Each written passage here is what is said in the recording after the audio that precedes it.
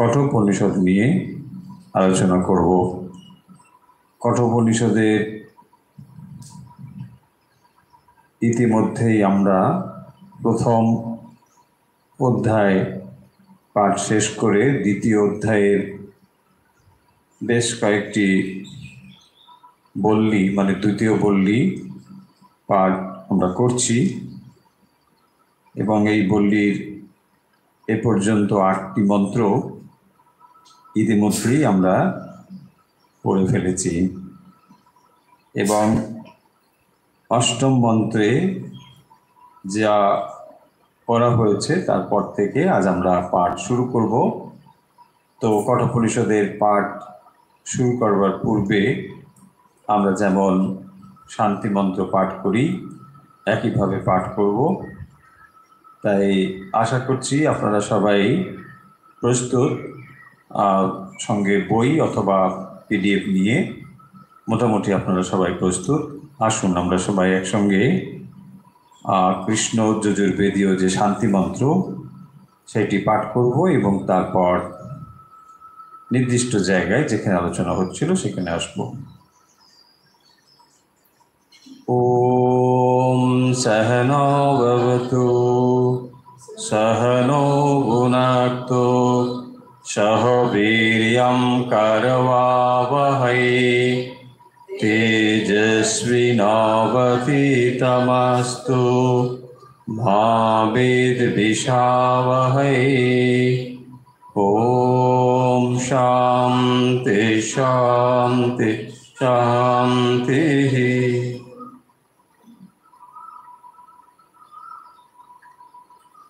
কঠোপনিষদে এ পর্যন্ত আমরা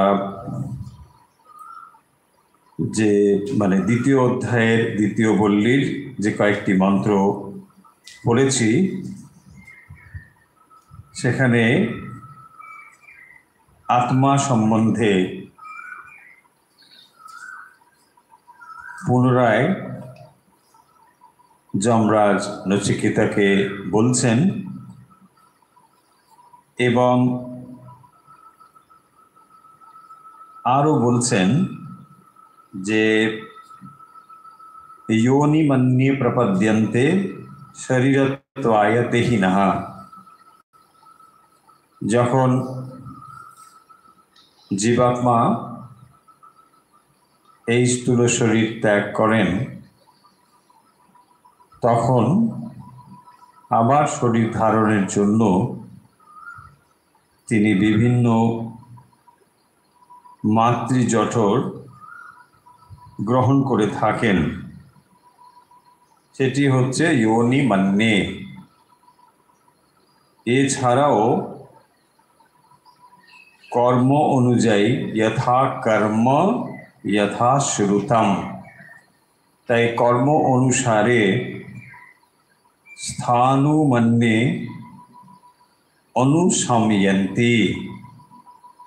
ফলে যেমন যেমন কর্ম এবং সংস্কার অর্জিত হবে সেই অনুযায়ী জীব পুনরায় শরীর ধারণ এর জন্য অপেক্ষা করবে এবং কি ধরনের শরীর সে প্রাপ্ত হবে সেই জন্য এখানে সেটি স্পষ্ট করে বলেছেন योनि मन्ये এবং স্থানু মন্যে। তার পরবর্তী মন্ত্রে অর্থাৎ 8 নম্বর মন্ত্রে আমরা দেখেছি या एष सुक्तेषु यागर्ति कामं कामं पुरुषो निर्मिमानः तदेव शुक्रं तद्ब्रह्म तदेवामृतमच्युते तस्मिन् लोकाश्रिताः सर्वे तदुनात्येति कश्चन एतद्वै तत्। এই যে প্রত্যগাত্মা যিনি ঘ্রাণাদি ইন্দ্রিয় সমূহ নিদ্রিত হলেও মনে মনে জাগ্রত অবস্থার মতো তিনি আবার একটি জগৎ সৃষ্টি করেন। কখন? না সুক্তেষু, তিনি যেন সবসময় জাগ্রত রয়েছেন। যখন ইন্দ্রিয়াদি নিদ্রিত, তখনও কিন্তু তার অভিপ্রেত বস্তুগুলোকে রচনা করে সেগুলোকেই তিনি যেন আবার ভোগ করে থাকেন। তাই এখানে বলছেন, তদেব শুক্রম তদ ব্রহ্ম তদ এবা অমৃত উচ্যতে। এবং সেটি হচ্ছে অমৃতম শুদ্ধম শুক্রম তদ ব্রহ্ম, সেটি হলো ব্রহ্ম। তস্মিন লোকাশ্রিতা সর্বে তদুনাত্যতি কশ্চন। এই যে পৃথিবী আদি সমস্ত লোক, তস্মিন লোকাশ্রিতাঃ আশ্রিতাঃ, তাহলে যেমন মানুষের ভেতরে এইরকম একটি জগৎ, বাইরেও একই রকমভাবে সেই জগৎ, এবং সেই জগৎটি কোথায়? না তস্মিন লোকা আশ্রিতাঃ সর্বে, এই সমস্ত লোক সেই ব্রহ্মেই আশ্রয় গ্রহণ করেছে, সেখানেই রয়েছেন। এবং তিনি রয়েছেন বলেই যখন ইন্দ্রিয়াদি সম্পূর্ণভাবে নিদ্রিত রয়েছে, তখনও আমরা এই জগৎকে যেন আবার সেখানে দেখতে পাচ্ছি। এই মন্ত্রগুলি এইভাবে নচিকেতাকে যমরাজ একটির পর একটি মন্ত্র বলে তাকে বোঝানোর চেষ্টা করছেন যে আত্মা বা প্রত্যগাত্মা কি। আমাদের মনে প্রশ্ন আসতে পারে যে এই বিষয়ে পূর্বেও বলা হয়েছে এবং তারপরে এখনো বলা হচ্ছে, এই জন্য যে একই বিষয় অনেকবার বা অনেকভাবে আমাদের কাছে উপস্থাপন করা হচ্ছে, যাতে করে আমরা ঠিক ঠিক ধারণা করতে পারি। কারণ এই বিষয়টি এত সূক্ষ্ম যে নানাভাবে এটিকে শ্রবণ করলেও পূর্ণ ধারণা আমরা করতে পারি না, করা খুবই কঠিন ব্যাপার।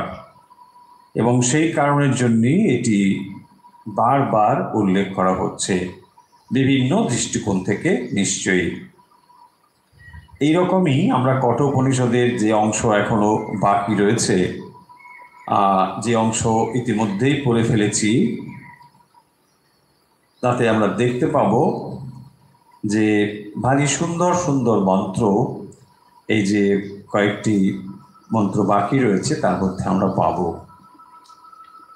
এবং এই মন্ত্রগুলো যেমন এর আধ্যাত্মিক মূল্য রয়েছে, এগুলোকে যদি আমরা কেবল বৈদিক শ্লোক হিসেবে দেখি, মানে একে যদি আমরা কাব্য হিসেবে দেখি, সাহিত্য হিসেবে দেখি, তাহলেও দেখব এর মূল্য বা এর গুরুত্ব অনেক অনেক উচ্চে। সেই জন্য দেখবেন স্বামীজি বলেছেন যে বেদ উপনিষদের যে মন্ত্র, এগুলো হচ্ছে পৃথিবীর সর্বশ্রেষ্ঠ সাহিত্য। যদি কেবল সাহিত্যের দিক থেকে, লিটারেচারের দিক থেকে আমরা দেখি, তাহলেও অত্যন্ত উৎকৃষ্ট সাহিত্য এই বেদ উপনিষদের মধ্যে রয়েছে। এইরকম একটি মন্ত্র এখন আমরা পড়তে চলেছি, যে মন্ত্রটি মানে যদি পারেন মুখস্থ করে রাখতে পারেন, অত্যন্ত সুন্দর এই মন্ত্র। আমরা এখন সেই মন্ত্রটি, মূল মন্ত্রটি পড়ব।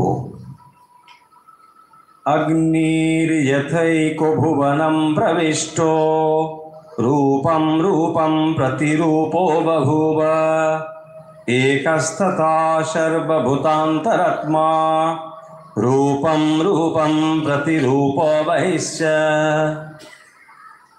অত্যন্ত সুন্দর এই মন্ত্রটি। অগ্নির যথৈক ভুবনম প্রবিষ্ট। দেখুন আমরা আবার পড়ছি, অগ্নি यथा एकः ভুবনম প্রবিষ্ট। যেহেতু এই একটি প্রশ্ন আমাদের মনে উঠতে পারে যে আত্মা এক, এ তো বলাই হয়েছে বহুবার, এবং এও বলা হয়েছে যে এই আত্মা রয়েছেন বলেই আমরা জাগ্রত, স্বপ্ন, সুষুপ্তির এই তিনটে অনুভব করছি। আত্মাই রয়েছেন, আত্মা না হলে এটা হতো না। এই সমস্ত কথা শোনার পরেও আমাদের ভেতরে একটা সন্দেহ থেকে যাবে যে তাহলে আত্মা এক নাকি অনেক। কারণ দেখবেন আপনাদের নিশ্চয়ই মনে হবে, এত কথা শোনার পরেও মনে হবে যে আচ্ছা, যে লোকটা খুব খারাপ তার আত্মা আর যে লোকটা খুব ভালো, দুজনের আত্মা এক কি করে হয়? ওর আত্মা একটু অন্যরকম হবে, এর আত্মা একটু ভালো আত্মা হবে, তাই না? এইটি বলা হচ্ছে যে আত্মা এক না অনেক। আজকে আমরা এই বিষয়টি দেখব যে আত্মা এক নাকি অনেক। যখন আমরা দেখতে পাই একজন মানুষ ভালো, একজন মন্দ, নানা রকম মানুষ আমরা দেখতে পাচ্ছি, তার থেকে আমরা কি ধারণা করছি না আত্মাও তাহলে ভালো মন্দ এরকম হবেন। বাস্তবিক আত্মা কোনো উপাধি সংযুক্ত নয়। মানে সোজা করে বলি, অর্থাৎ আত্মা এই কোনো গুণের দ্বারা সংযুক্ত হবে না। আত্মাকে কোনো গুণের দ্বারা সংযুক্ত করা যাবে না। আত্মা এই সমস্ত গুণের থেকে অসঙ্গ, তিনি গুণের সঙ্গে সংযুক্ত হতে পারেন না। তাহলে যে আমরা দেখছি একজন ভালো মানুষ, খারাপ মানুষ, এটা তাহলে কি করে হচ্ছে? এই জিনিসটি যে হচ্ছে এটা আত্মার জন্যে হচ্ছে তা নয়। একটা এক্সাম্পল নিলেই জিনিসটি বোঝা যাবে। এই এক্সাম্পলগুলো দেওয়ার জন্য আমরা যে সমস্ত জিনিস দিয়ে এই পৃথিবী তৈরি হয়েছে, যে মৌলিক উপাদান, সেগুলোকেই আমরা নিতে পারি। এখানে অগ্নির কথা বলেছেন, আমরা অগ্নি বিষয়ে যাওয়ার আগে একটু জল নিয়ে ভাবতে পারি। আমরা সকলেই নিশ্চয়ই জানি যে জলের কোনো আকার নেই, তাই না? সবাই জানি কথাটা, কে না জানে, সবাই জানে জলের কোনো নির্দিষ্ট আকার নেই। স্বাদহীন, গন্ধহীন, বর্ণহীন তরল পদার্থ, যার কোনো নির্দিষ্ট আকার নেই, তাকে বলে জল। কি মামার বাড়ির কেওড়া দেওয়া শরবত জল আছে না? আরে ও তো জল। জল ভালো নয়? বলছে ওই কলের জলটা কি মিষ্টি, মিষ্টি জল। তাহলে জল কাকে বলে? জল মানে হচ্ছে যেটা স্বাদহীন, টেস্টলেস। আপনারা নিশ্চয়ই ডিস্টিল ওয়াটার কেউ না কেউ হয়তো ছুঁয়েছেন কিনা জানি না, আমি তো ছুঁয়েছি। ওটা খাওয়া যাবে না, পান করার জন্য যে আমরা জল ব্যবহার করি, বাট ওটা কিন্তু বিশুদ্ধ জল, একদম কোনো কন্টামিনেশন নেই, একদম বিশুদ্ধ জল। কিন্তু ওটা আমরা কেউ পানীয় হিসেবে ব্যবহার করি না। আসলে পানীয় জল যখন ব্যবহার করছি তার মধ্যে কিছু মিনারেলস যুক্ত হয়েছে, সেই জন্যে ওর সঙ্গে আমরা একটা আলাদা টেস্ট অনুভব করছি। ধরো একটু সল্ট বেশি আছে, ওটা সল্ট কম রয়েছে, আয়রন প্রপার্টি বেশি রয়েছে, কম রয়েছে, হেনা তেনা নানা কিছু রয়েছে, তো সেটা আলাদা জিনিস। তাহলে ওগুলো সংযুক্ত হয়েছে এর সঙ্গে। জল মানে এগুলো সংযুক্ত হবে এটা নয়। জল মানে হচ্ছে এগুলো সব থেকে আলাদা, যেটা সেটা হচ্ছে জল হয়েছে। তাহলে দেখুন, বাট ওই জলকে যখন আমরা একটা নির্দিষ্ট পাত্রে রাখছি, তখন ওই পাত্রের আকার ধারণ করছে। এবার আপনি মনে মনে ভাবুন, এখানে কতগুলো আমরা ছোট ছোট ট্রান্সপারেন্ট ঘট মনে মনে ভাবছি। পারলে নিয়ে আসলে ভালো হতো, এত ঘট ঘট নিয়ে এলে মুশকিল। এই জন্য ছোট ছোট ভাবুন, ঘটগুলো রয়েছে, একটা বড়, একটু ছোট, একটু নানা রকম ভাবুন। তাহলে নানা রকমের মধ্যে যদি জল দিই, জলটা কি দেখাবে? বলছে সিম্পল এক্সাম্পল, কিন্তু এগুলো বুঝতে কিছু নেই, কিন্তু আসল জায়গাটা যাব। দেখুন তাহলে ঘটগুলো আপনি কি দেখছেন? নানা আকারের দেখছেন, কোনোটা ছোট দেখছেন, বড় দেখছেন, তার মধ্যে জল রয়েছে, জল সংযুক্ত ঘট আপনি দেখছেন। এবারে যখন আপনি এই জলটিকে দেখছেন, এবারে ঘটটা ছাড়ুন, তাহলে জলটাকে আপনি কি দেখছেন? জলটাকে আপনি কখনো ছোট আকারে দেখছেন, কখনো বড় আকারে দেখছেন, নানা আকারে দেখছেন। এর থেকে আপনার কি ধারণা হবে? আত্মা। এবার জলের জায়গায় আত্মাকে বসান, ঠিক আছে? জলের জায়গায় আত্মাকে, তাহলে আপনার মনে হবে আত্মা ছোট, আত্মা বড় মনে হবে। এক্স্যাক্টলি এটাই আপনার মনে হওয়ার কারণ। কেন আমাদের মনে হচ্ছে এটাই কারণ। আমি আবার বলি জিনিসটা, তাহলে বোঝা যাবে। ভালো করে শুনুন, ভালো করে বোঝার চেষ্টা করুন। ছোট ছোট ঘট, কোনোটা বড় কোনোটা ছোট, এরকম নানা আকৃতির অনেকগুলো ঘট নিলাম, তার মধ্যে জল ঢেলে দিলাম। এবারে এই জলটিকে যদি আমরা ভাবি বা জলটাকে যদি দেখি, তাহলে কোথাও বেশি জল, কোথাও কম জল রয়েছে, এবং এই জলগুলো কীরকম ফর্ম নিয়েছে? ঘটের ফর্ম অনুযায়ী। কোনটা দেখবেন পুজো পর্যন্ত উঠেছে, এর জলটা কীরকম? না এরকম, এরকম জল, এর জলটা এরকম আছে কি না, বাঁকা হবে, এটা নানা রকম হবে। বা আপনি যদি প্লেন একটা গ্লাসের মধ্যে জল রাখেন, তাহলে সেটা সেরকম হবে। তার মানে জলটা নানা রকম আকার নিচ্ছে, একদম পরিষ্কার, এটা বুঝতে অসুবিধা কিছু নেই। ঘটগুলো তফাৎ তো আছেই, রাইট?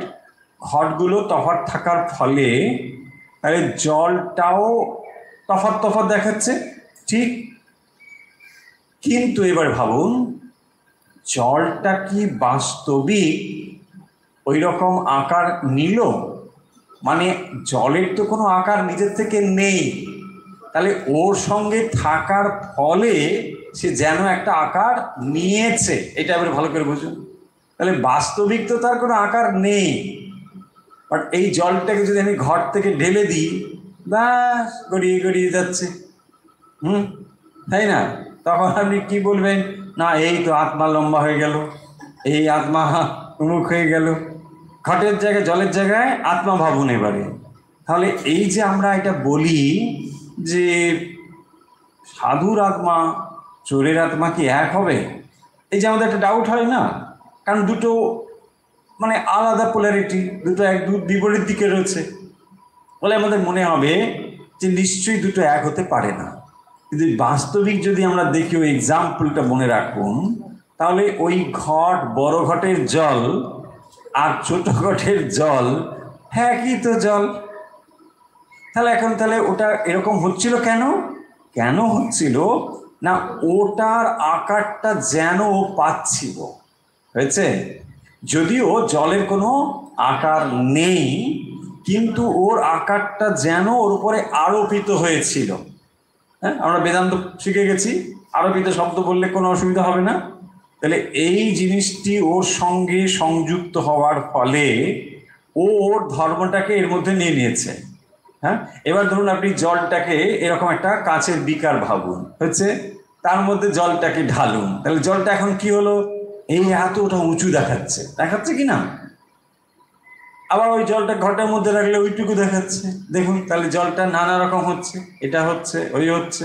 এবারে আপনি যদি আরও ওর সঙ্গে নানা কিছু প্রপার্টি যুক্ত করুন, মানে ঘরটাকে, এই জলটাকে আপনি লাল করুন, নীল করুন, হলুদ করুন, নানা কিছু করুন, তখন কি দেখাবে? যা আরও চেঞ্জ হয়ে গেল। কিন্তু আসলে জলটাই হচ্ছে তাহলে আত্মা। এক্সাম্পল দিয়ে ভাবুন, আত্মা বোঝাচ্ছি আমরা জলের দ্বারা, ঠিক সেরকমভাবে তাহলে আত্মাকে যেন দেখাচ্ছে এইরকম, বাস্তবিক আত্মার কোনো রূপ মানে আকার কিচ্ছু নেই, হয়েছে। তাহলে সেই জন্যে আত্মা হচ্ছেন কোনো গুণের দ্বারা তাকে সংযুক্ত করা যাবে না, কোনো রূপের দ্বারা তাকে সংযুক্ত করা যায় না। তাহলে এটা কিসের জন্য হয়? এই যে একটা মানুষ চোর, একটা মানুষ আমরা ডাকাত বলছি বা একটা ভালো বলছি, এটা কি করে বলছি? এটা বলছি মানুষটার জন্যে, নট আত্মার জন্যে। মানুষটা মানে তার সূক্ষ্ম শরীর, হ্যাঁ, জীবাত্মা। এইটাই হচ্ছে তার আকার। সেই আকারে আত্মা প্রকাশিত হচ্ছেন বলে আত্মাও যেন ওই আকারটা পেয়েছেন। দেখুন, তাহলে জলটাকে আমরা যেন ওই রকম দেখছি, কখনো সেটা উঁচু দেখছি, কখনো এরকম দেখছি। জলটাকে দেখছি, জলের কোনো আকার থাকা সম্ভব নয়, কিন্তু ওই পাত্রের সঙ্গে সংযুক্ত হওয়ার ফলে তাকে যেন দেখাচ্ছে। বাস্তবিক কি সেটা হয়ে গেল? ওরকম হলো না। কিন্তু আমি কি বলতে পারি জলটা ঘট হয়ে গেল? ঘট হয়ে গেল না। ঘটটা ঘটই রইল, জলটা জলই, দুটো সম্পূর্ণ পৃথক জিনিস, কিন্তু একসঙ্গে আসার ফলে ঘটের যা ধর্ম ওর ওপরে আরোপিত হলো। তাহলে দেখ, যখন আত্মা, যিনি অসঙ্গ, যিনি শুদ্ধ চৈতন্য, তিনি আপনার শরীর মনের ভেতর দিয়ে প্রকাশিত হচ্ছেন বলে শরীর মনের অশুদ্ধতাটা তার উপরে গিয়ে যেন পড়েছে। বোঝা গেল? সেই জন্যে আমরা বলছি যে না না, লোকটা খুব খারাপ, লোকটা খুব ভালো। যাই আমরা বলি না কেন, আসলে আত্মা অংশে কোনো পরিবর্তন নেই, আত্মা অংশে কোনো চেঞ্জ নেই। আত্মা যেমনই রয়েছেন আত্মা। এখন নিশ্চয়ই আর এই প্রশ্নটা মনে আসবে না যে না, সাধুর আত্মা আর হচ্ছে চোরের আত্মা কি এক হবে? হ্যাঁ, বোঝা গেল? এটা একদম এক। বহু এক্সাম্পল দিয়ে জিনিসটি বোঝানো যায়, বলাও হয়েছে আগে বহুবার, যে যখন একটি আলো তার ভেতরে ইলেকট্রিসিটি দ্বারা সেটা জ্বলবে, এটা যদি গোল আলো হয় আলো গোল হবে, যদি লম্বা হয় লম্বা হবে। তার জন্যে কি ইলেকট্রিসিটিটা গোল ইলেকট্রিসিটি, লম্বা ইলেকট্রিসিটি এরকম কিছু না। ইলেকট্রিসিটি ইলেকট্রিসিটি, সেটা যেমন যেমন যার ভেতর দিয়ে প্রকাশিত হবে তার গুণটা ওর সঙ্গে যেন সংযুক্ত হবে। এটাই হয়েছে ব্যাপার। বাস্তবিকতা হয় না, কিন্তু কিন্তু যেন হয়। ওই যে আলোটা দেখাচ্ছে ওই রকম, এটাই হচ্ছে। তাহলে কি জগৎ? না, এই ব্যবহারিক জগৎ। ব্যবহারিক দিক থেকে দেখলে একটা মানুষের থেকে আর একটা মানুষের তফাৎ রয়েছে, কিন্তু পারমার্থিক দিক থেকে, চৈতন্যের দিক থেকে সব একই। কারণ ওর ভেতরেও চৈতন্য রয়েছে। তাহলে চোরের ভেতরে কি একটু চৈতন্য একটু কম আছে নাকি? একটু চোর চোর গন্ধ সংযুক্ত? কিচ্ছু নেই, একেবারে আত্মা কোনোভাবে। হ্যাঁ, এরকম ভাববেন না, না অনেক দিন চোরের মধ্যে ছিল তো আত্মাটা একটু চোর চোর মতো গন্ধ হয়ে গেছে, ওটাকে একটু নেফথেলিন দিতে হয়। এরকম কিচ্ছু না, কারণ এটা কোনোভাবেই তার সঙ্গে সংযুক্ত হতে পারে না। এই দুটো এরকমই জিনিস হয়েছে। অথচ এটাই হচ্ছে মায়া, এবং এটাই হচ্ছে অঘটনা ঘটানো পটিয়সী মায়া। এটি ঘটাচ্ছেন, যেটা যার সঙ্গে কোনোভাবেই হতে পারে না, সেটা যেন এটা হয়ে যাচ্ছে। যেন এটা হয়ে যাচ্ছে, এর সঙ্গে এর ধর্মটা, তার সঙ্গে তার ধর্মটা মিলে গিয়ে এটা হচ্ছে। এবার চলে আসুন মন্ত্রে যাই। মন্ত্রে কি বলছেন? তাহলে এই জিনিসটিকে বোঝানোর জন্য উপনিষদ এখানে একটি এক্সাম্পল ব্যবহার করেছেন, উপমা ব্যবহার করেছেন। আমরা জল বললাম একটু আগে, এখন উপনিষদ বলছেন অগ্নি। অগ্নি দিয়ে বোঝাচ্ছেন। দেখুন কি বোঝাচ্ছেন? যথা মানে যেমন, অ্যাজ ফর এক্সাম্পল বলছেন, যেমন একহ অগ্নিঃ, একহ অগ্নিঃ, একা মানে এক, অগ্নিঃ মানে অগ্নি তত্ত্ব, অগ্নি। তাহলে যেমন এক অগ্নি, ভুবনম, ভুবনম মানে এই জগৎ, প্রবিষ্টঃ প্রবেশ করে, রূপম রূপম প্রতিরূপঃ বহুব, রূপম রূপম। তাহলে অগ্নি সমস্ত বস্তুর মধ্যে ঢুকে সমস্ত বস্তুকে অগ্নি সংযুক্ত করেছে। সমস্ত বস্তুর মধ্যে অগ্নি আছে, তাই না? বিজ্ঞান এটা বহুবার বলে দিয়েছে আমাদের কাছে। অগ্নি সমস্ত বস্তুর মধ্যে আছে। কি করে হলো? বলছেন যথা অগ্নি, এক অগ্নি, সেই এক অগ্নি, অগ্নিতত্ত্ব, ভুবনম প্রবিষ্ট, সমস্ত কিছুর মধ্যে প্রবিষ্ট হয়ে, রূপম রূপম প্রতিরূপঃ বভুব, তিনি প্রতিরূপ হয়েছেন। রূপম রূপম প্রতিরূপঃ, তার মানে তিনি তৎ অনুরূপ যে রূপ তা ধারণ করেছেন।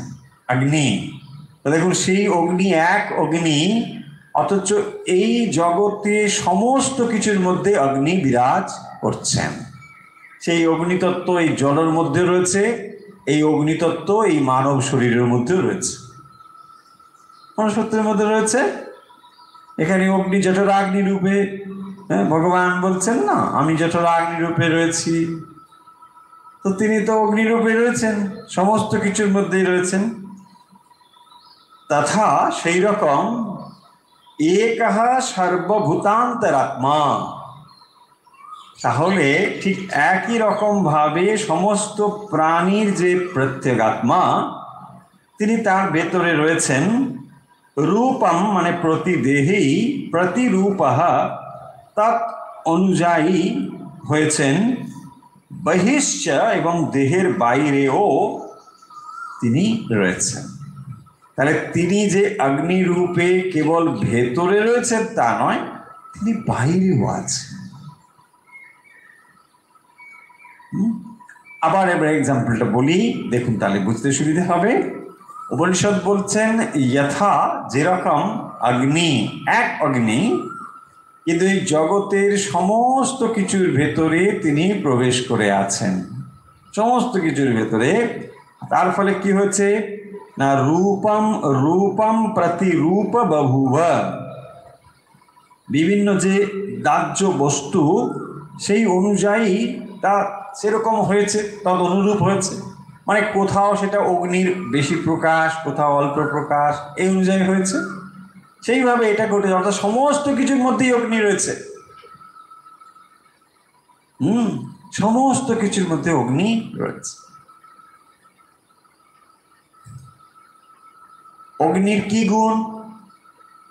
অগ্নি উত্তপ্ত করতে পারে, আর অগ্নি আলোকিত করতে পারে।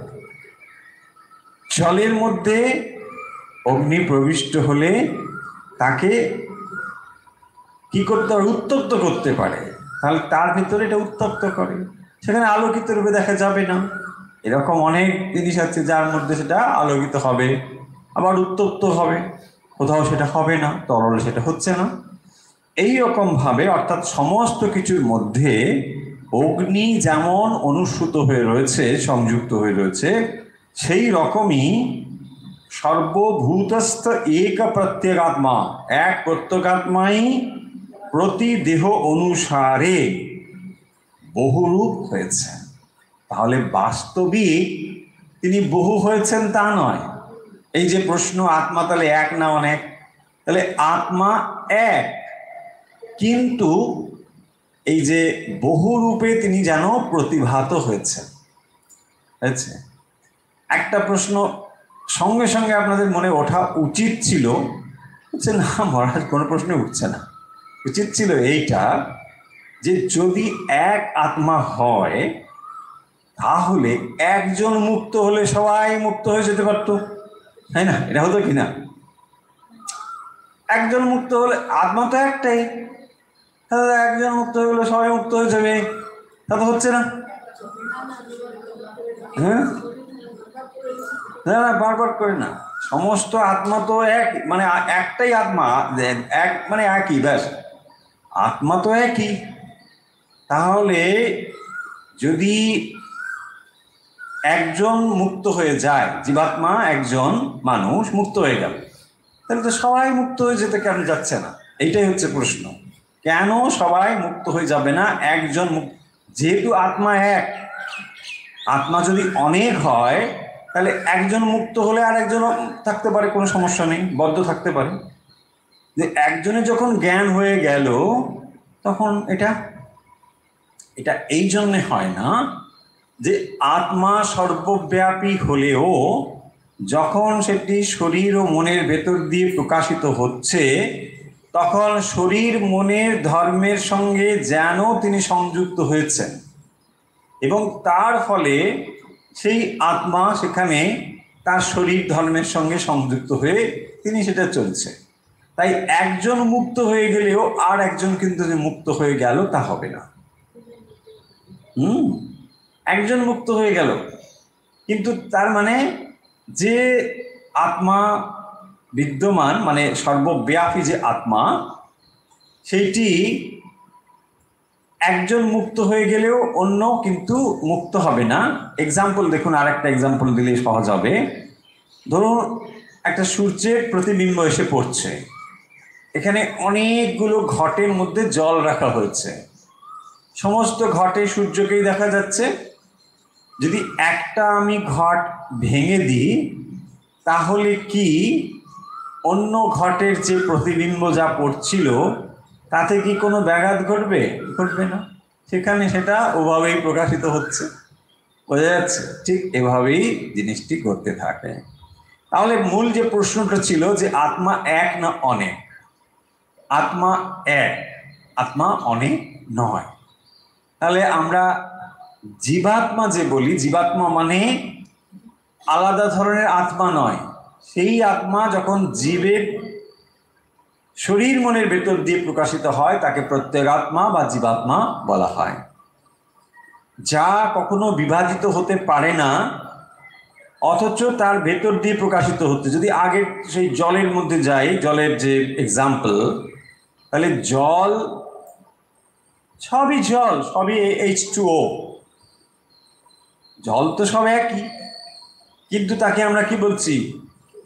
নর্দমার জল, গঙ্গার জল, চোখের জল, নাকের জল, ডাবের জল, হ্যাঁ, মামার বাড়ির কেওড়া দেওয়া শরবতের জল, কেওড়া দেওয়ার জল, এসব আছে না? তো আমরা জলটা দেখো একই জল, এভরিথিং H2O, সবটাই H2O, অথচ তাকে আমরা এরকম বলছি, নানা রকম হচ্ছে, মানে নানা রকম ভাবে তাকে উপাধি সংযুক্ত হয়ে এটা বলছে। ঠিক একই রকম ভাবে যে আত্মা, তিনি এই দেহ মধ্যে দিয়ে প্রকাশিত হচ্ছেন বলে আমরা যেন ভাবছি তিনি বহু হয়েছেন, বাস্তবিক তিনি বহু হননি। এই উত্তরটা দেবার জন্য বলছেন অগ্নির যথৈক ভুবনম প্রবিষ্ট। তাহলে অগ্নি যে সবার মধ্যে ঢুকে কি করলো? আলাদা আলাদা রূপ তৈরি করেছে, হ্যাঁ, আলাদা আলাদা ফর্ম তৈরি করেছে। দেখুন এত যে বস্তু, সমস্ত বস্তুগুলো সব একই, কিরকম না? সব অগ্নি। দেখুন সবার মধ্যে অগ্নি আছে। তাহলে যখন সবার মধ্যে অগ্নি রয়েছে, তার মানে যত বস্তুগুলো যেমনই হোক না কেন, যদি সেগুলো অগ্নি মানে দাহ্য বস্তু হয়, তাহলে অগ্নি সংযুক্ত করে দিন, ব্যাস হয়ে গেল কাজ শেষ। হ্যাঁ, বলছি না আমি কত বড়, আর দাঁড়াও একটু, একটু দেশলাইটা নিয়ে আসি, বুঝছেন? হলো, নিয়ে আসুন, জানিস অগ্নি, তাই না? দেখুন তাহলে এত বস্তু, অগ্নি সেগুলোকে মুহূর্তে শেষ করে দিতে পারে। অগ্নির যথৈক ভুবনং প্রবিষ্ট, তাহলে এক অগ্নি এই সমস্ত কিছুর ভেতরে প্রবিষ্ট হয়ে নানা কিছু দেখাচ্ছে। তার মানে নানা যে দেখছেন নানা রূপে, এই নানা রূপে দেখাটাই হচ্ছে মিথ্যা জ্ঞান।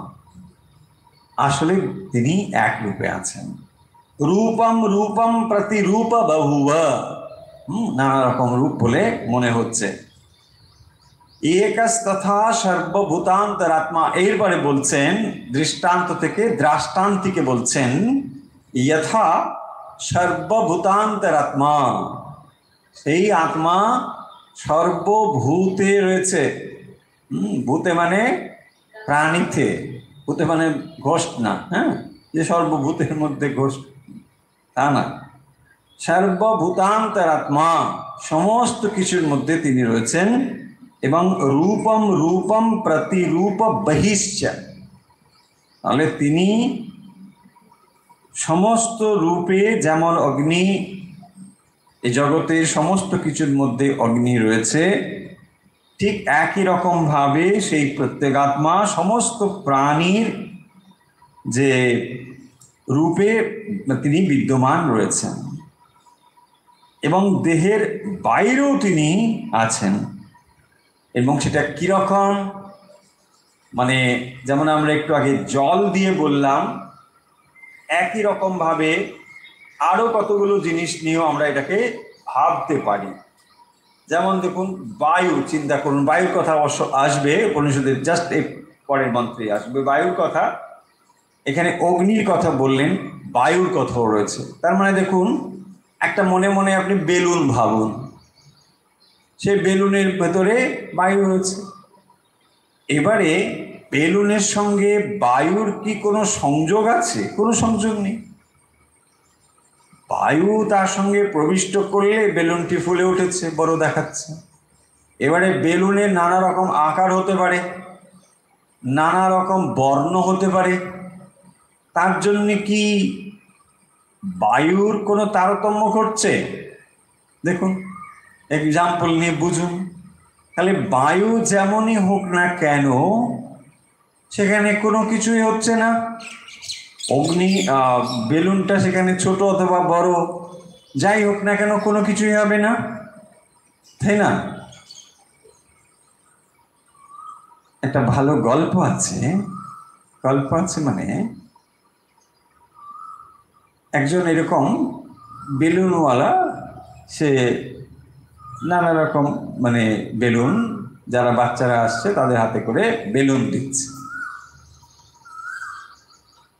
তো সে কি করছে, ওখানে বেলুনের মধ্যে গ্যাস ভরে দিচ্ছে আর এক একটা বেলুন বাচ্চার হাতে দিচ্ছে।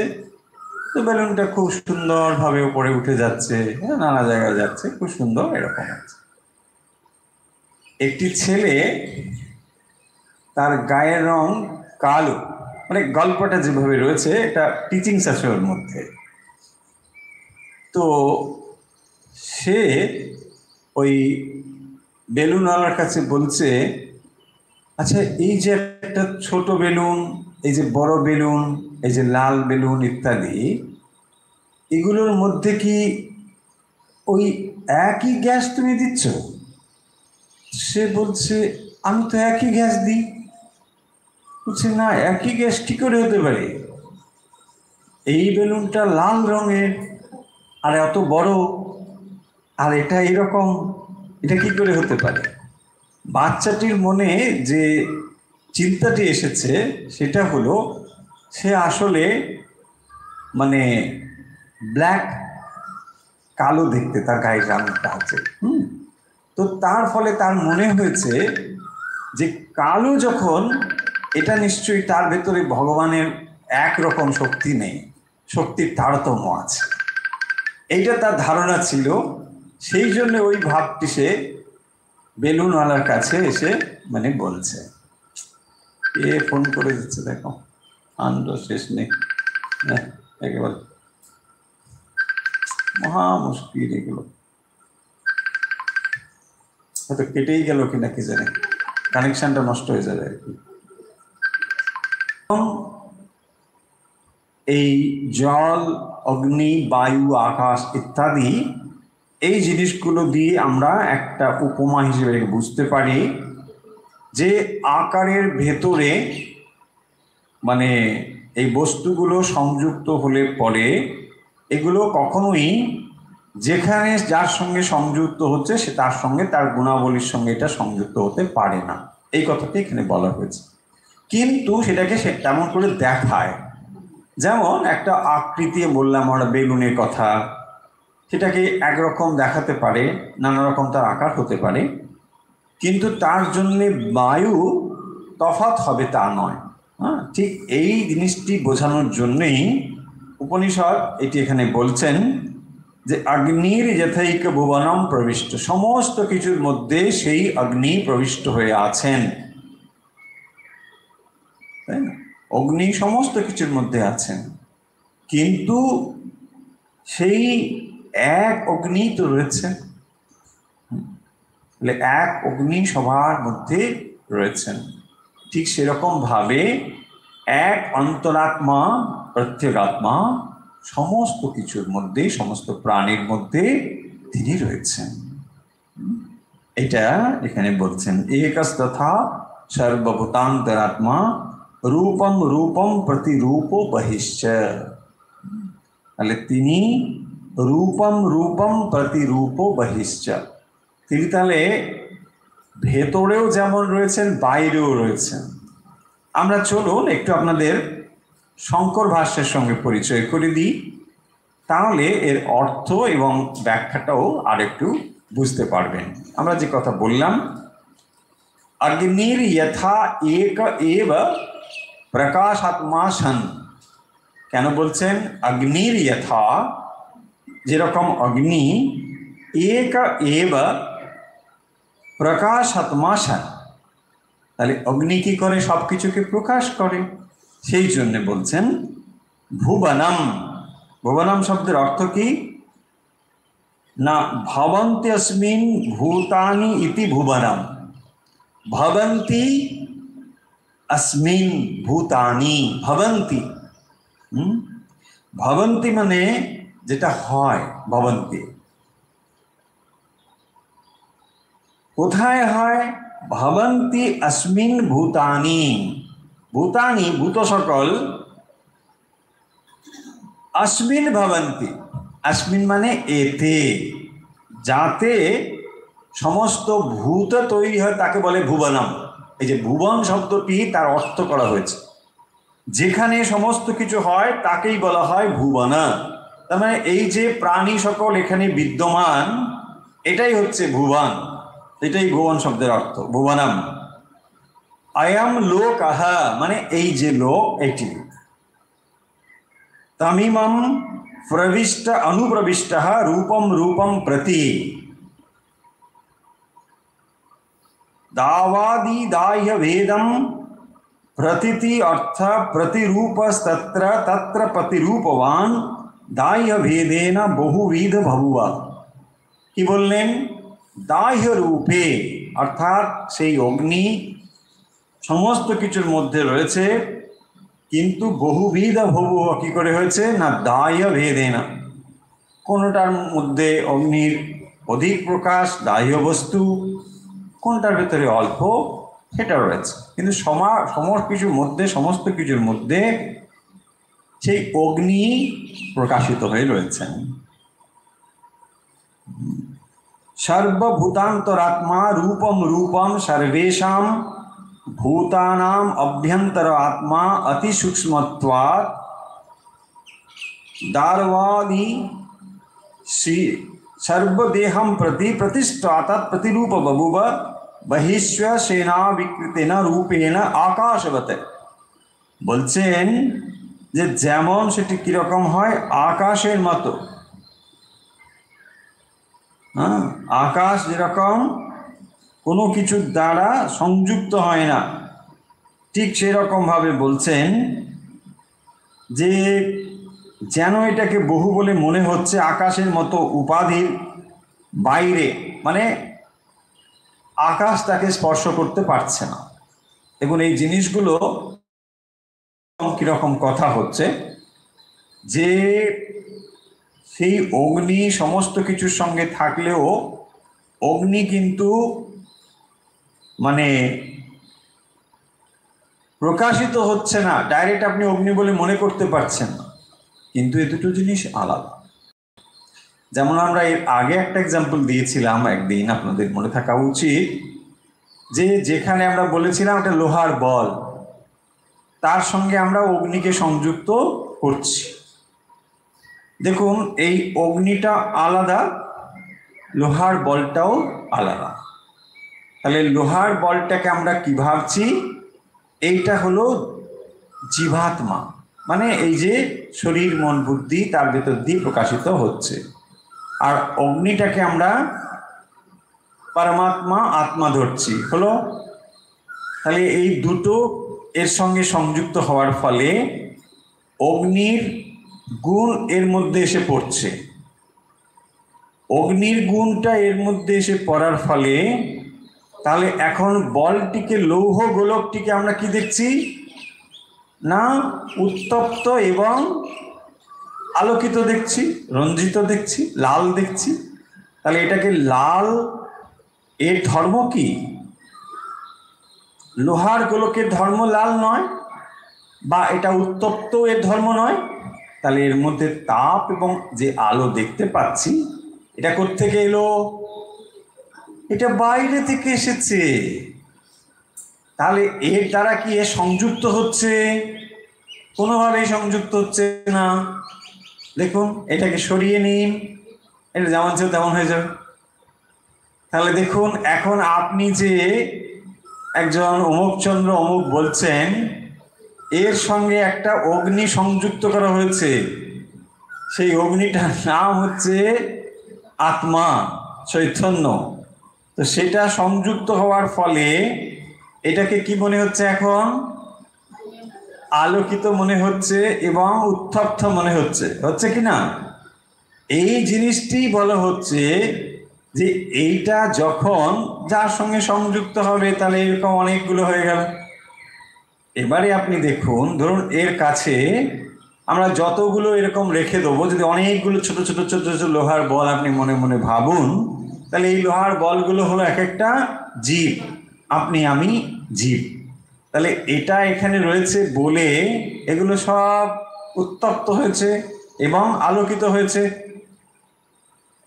এখন এটা বলছেন যে অগ্নির যথৈক ভুবনম প্রবিষ্ট রূপম রূপম প্রতিরূপ বহুব। দেখুন তাহলে এবারে ওই এক্সাম্পলটা মনে রাখুন। এখানে এই আলোকটি থাকার ফলে, অগ্নিটি থাকার ফলে, অগ্নির কাছে যত আমরা ছোট ছোট লোহার বলগুলো রাখলাম, রূপম রূপম প্রতিরূপ বহুব। প্রতিরূপ মানে এটার প্রতিরূপ, এটা হচ্ছে রূপ। কোনটা? অগ্নি। তাহলে এটা রূপম রূপম মানে অনেকগুলো হচ্ছে, প্রতিরূপ মানে এক্স্যাক্টলি দ্য সেম, এটার মতোই হচ্ছে, বহুবা হলো।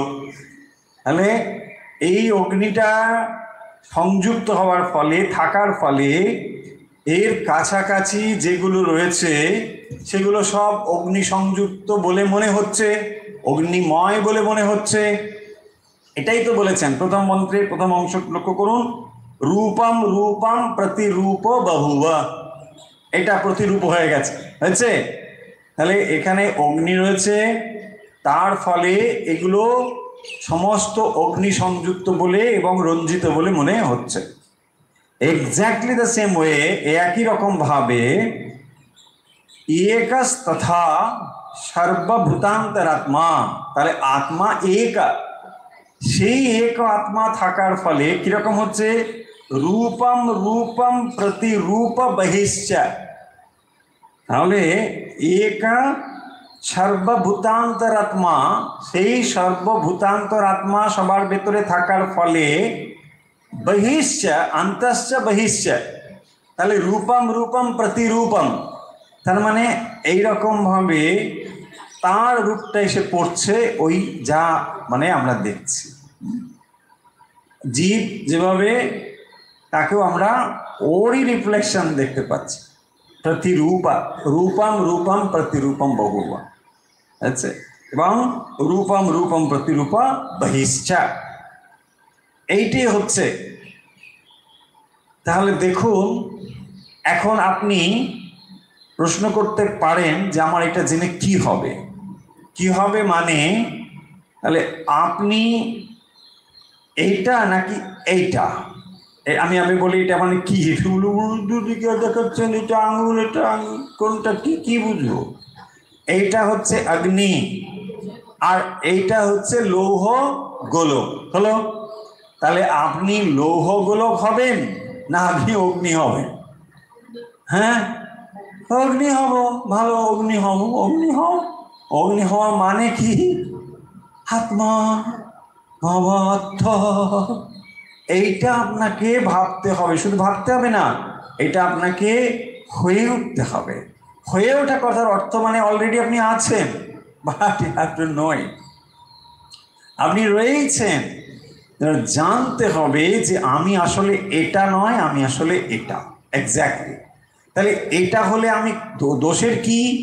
আমি যখন লৌহ গোলক বলছি এবং ধরুন লৌহ গোলকটা নাকি আলোকিত হয়ে আছে, ধরুন মানে এটা জ্বলছে, আবার এটা হিটও আছে।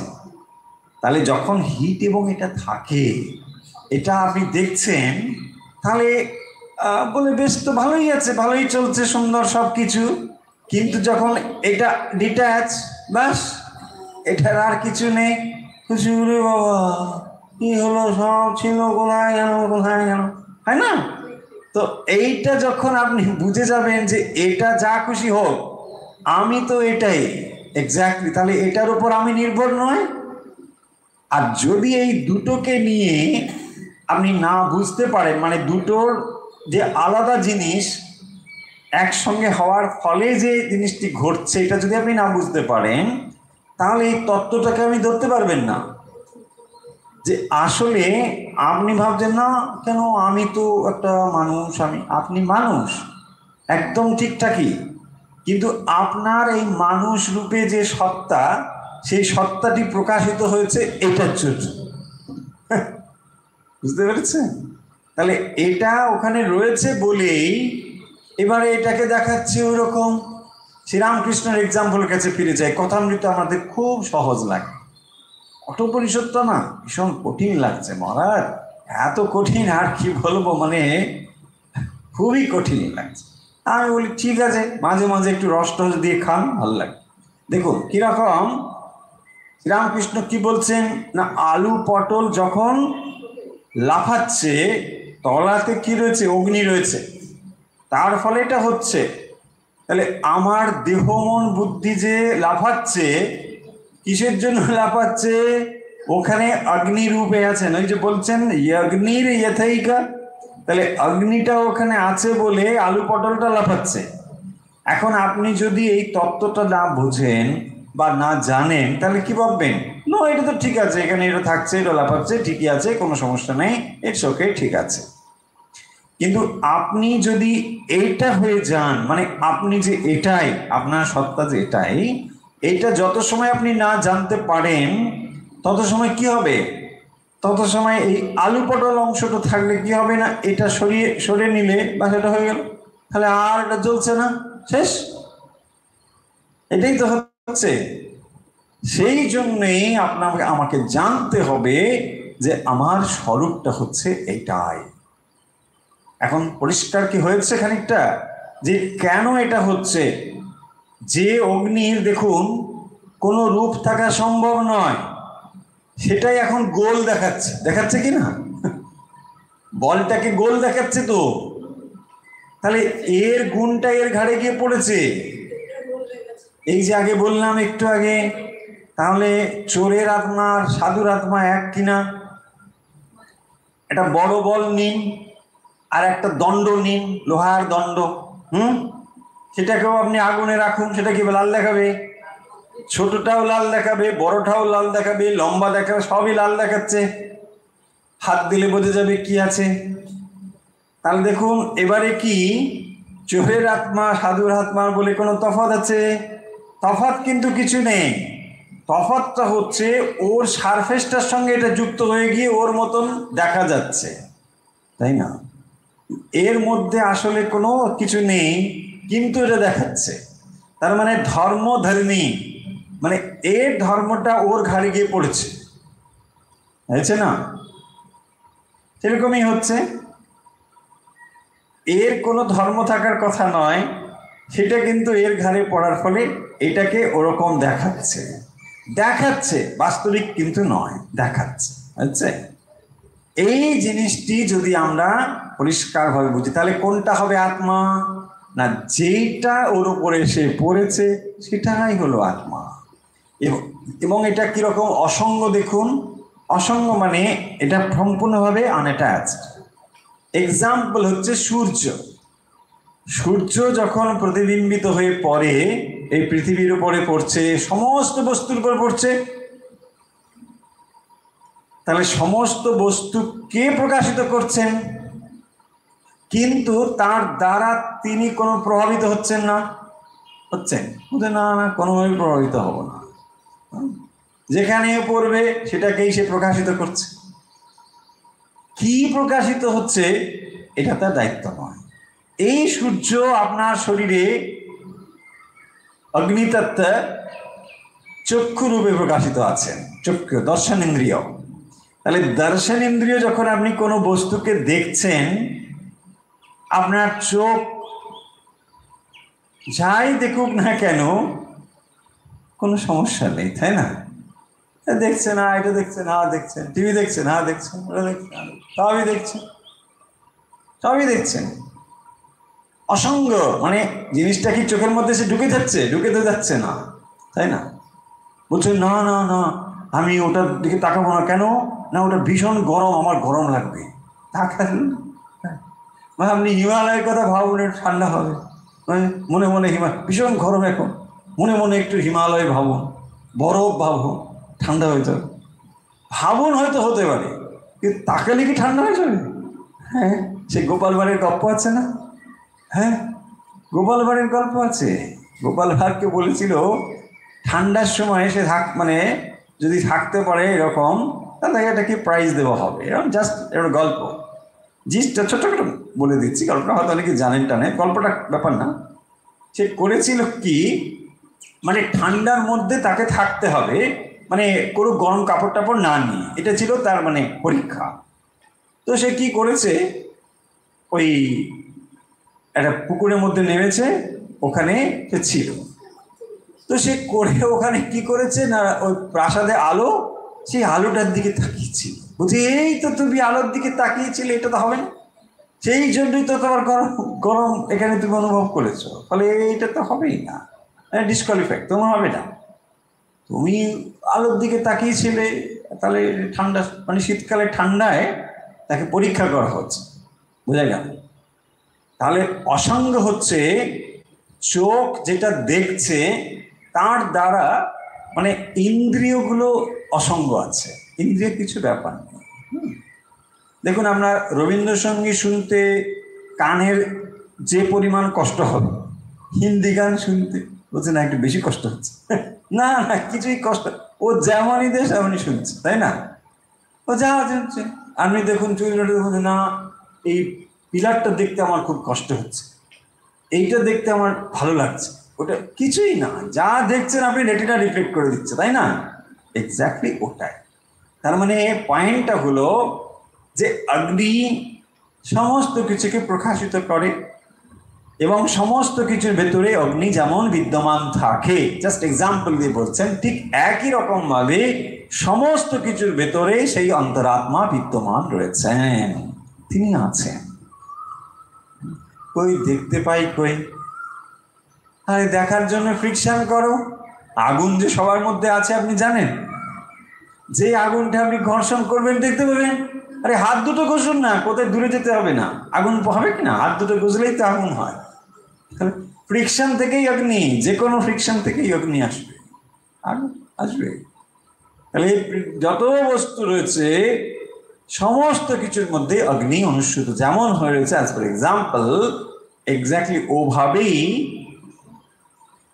অন্তরাত্মা প্রত্যেগাত্মা সমস্ত কিছুর ভেতরে রয়েছে। এবং তিনি কিরকম, রূপম রূপম প্রতিরূপ বহিশ্চ, এবং দেহের বাইরেও তিনি এভাবে রয়েছেন। তিনি যে কেবল দেহের মধ্যে আছেন তা নয়, দেহের বাইরেও আছেন। সেই প্রত্যেগাত্মা এই দেহের মধ্যেও আছেন, আবার তিনি দেহের বাইরেও আছেন, সর্বত্র তিনি আছেন। এই প্রত্যেগাত্মা, এই চৈতন্যই হল নচিকেতার জিজ্ঞাস্য। নচিকেতা এইটি জানতে চেয়েছিলেন যে সেই আত্মা আছে কি, থাকে কি, মৃত্যুর পরে কোথায় থাকে ইত্যাদি।